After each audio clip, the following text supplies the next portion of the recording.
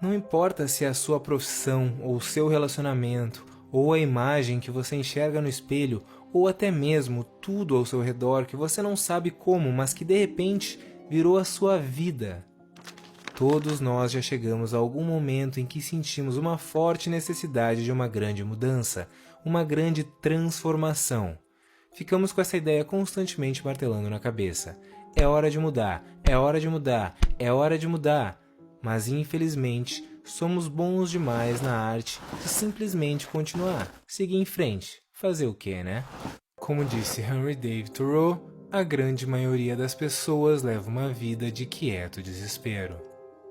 Não é como se a gente não soubesse que tem que mudar, por que tem que mudar, e talvez até o que e como mudar. É simplesmente que nos recusamos a aceitar as dificuldades e responsabilidades que as mudanças trazem e morremos de medo do desconhecido. Abre aspas. Algo dentro de nós deseja permanecer uma criança, ser inconsciente, ou no máximo, consciente apenas do ego, rejeitar tudo que é estranho, escreveu Jung. Vemos a mudança como um problema e não como a solução para o problema. Medicamos, traímos, bebemos, basicamente fazemos qualquer negócio para simplesmente continuar, seguir em frente, fazer o quê, né? Existe uma boa e uma má notícia. A má notícia é que, independentemente da sua vontade, tudo muda o tempo inteiro. A boa notícia é que, independentemente da sua vontade, tudo muda o tempo inteiro. Não importa o quão desesperadora é a situação, nós sabemos que existe a possibilidade de mudança. O nosso grande erro é acreditar que existe a possibilidade de não mudança. Qualquer aspecto de permanência no mundo é mera ilusão. Já concluiu Heráclito de Éfeso, mais ou menos 6 séculos antes de Cristo. Nenhuma pessoa pode se banhar 2 vezes no mesmo rio, fazendo alusão ao fato de que tanto a pessoa quanto o rio terão mudado a segunda vez que entrarem em contato.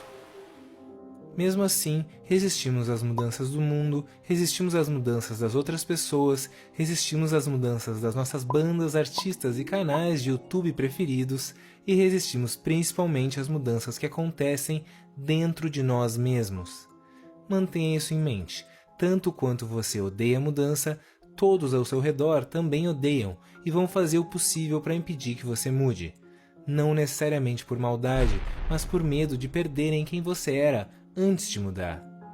Mas se a mudança é inevitável e contínua, qualquer resistência é inútil. A questão é, se estamos constantemente mudando, no que estamos nos transformando? Uma das maiores aflições da vida moderna surge quando aquilo que você se tornou é constantemente assombrado por aquilo que você poderia ter se tornado. Ainda que esse medo seja baseado na ilusão de que somos algo estável, permanente e acabado, não é um medo irracional, mas é um pouquinho menos assustador se usarmos as palavras corretas. O que acontece, na verdade, é que aquilo que você poderia estar se tornando assombra o que você de fato está se tornando.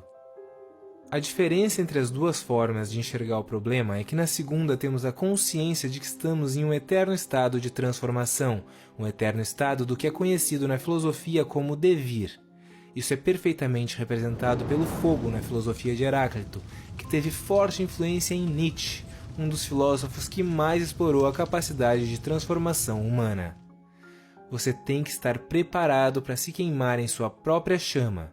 Como você espera se renovar sem primeiro se transformar em cinzas? No seu livro Assim Falou Zaratustra, Nietzsche divide a transformação do espírito em 3 fases. O espírito se torna camelo, o camelo se torna leão e o leão, por fim, criança.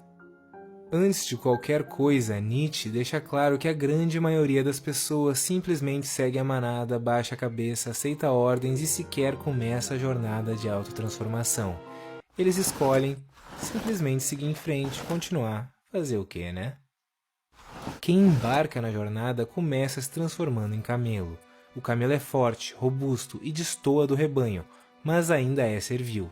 Ele se ajoelha para que possam pôr todo o peso possível nas suas costas e é capaz de percorrer longas jornadas no deserto sozinho. Ele se orgulha do árduo trabalho e do sofrimento que é carregar tanto o seu fardo quanto o fardo dos outros, crenças, medos, vícios, obrigações. Só que cedo ou tarde, o camelo se cansa e para de ver sentido em todos os valores que até agora moldaram a sua vida. Em meio a uma crise existencial, o camelo se rebela. No mais solitário deserto acontece a segunda metamorfose. O espírito se torna leão, quer capturar a liberdade e ser senhor em seu próprio deserto. O leão encara o grande dragão dourado, cujo nome é uma ordem: tu deves. Ciente de que já não deve nada, o leão diz: eu quero. Mas o dragão responde: todos os valores já foram criados, e eu sou todos os valores criados. Para o futuro não deve existir eu quero. Mas o leão não é nem obediente, nem servil. Ele quer e pronto. Ele é bravo e enfrenta tudo o que foi imposto até então. Tem a força necessária para a liberdade, mas a sua liberdade se baseia numa força contrária, reativa, destrutiva. O leão não consegue construir nem os próprios valores, nem um propósito para si mesmo. Ele simplesmente se opõe ferozmente a tudo. Ele é livre, mas nada tem sentido. Ocorre então a terceira metamorfose. O leão se transforma em criança. A criança é a inocência e o esquecimento, um novo começar, um brinquedo, uma roda que gira sobre si, um movimento, uma santa afirmação. A criança explora, se diverte, cria o seu próprio significado, a sua própria existência. A criança assimila a cultura com uma força civilizadora, sem os fardos impostos pela sociedade, nem a necessidade de uma reação destrutiva, e sempre consciente da sua constante transformação, o seu constante devir. Mas alguma parte dessa jornada é fácil? Definitivamente não, mas é necessária. Talvez você já tenha ouvido a frase atribuída a William Pollard: mudar é difícil, não mudar é fatal.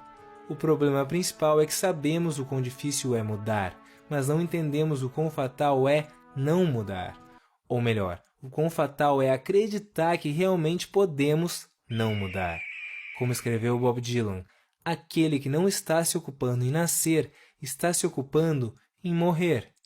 É justamente tentando não mudar ou não se ocupando em nascer que consequentemente acabamos nos ocupando em morrer. A criança de Nietzsche sequer pensa nisso.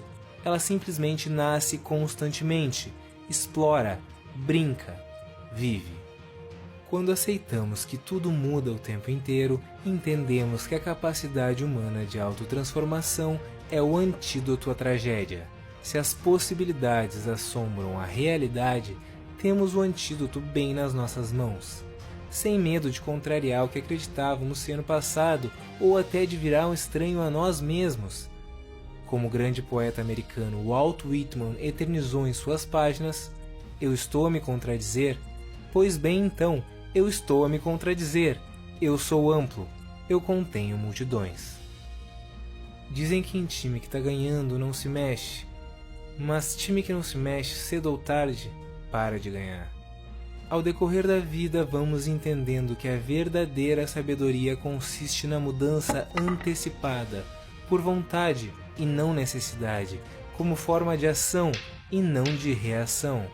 Assim como uma criança explora o mundo em busca de diversão e coisas novas, encaremos a vida da mesma forma, criando nosso caminho à medida que caminhamos, nascendo constantemente. Afinal de contas, quanto tempo você realmente acha que aguenta simplesmente continuar, seguir em frente, fazer o quê, né?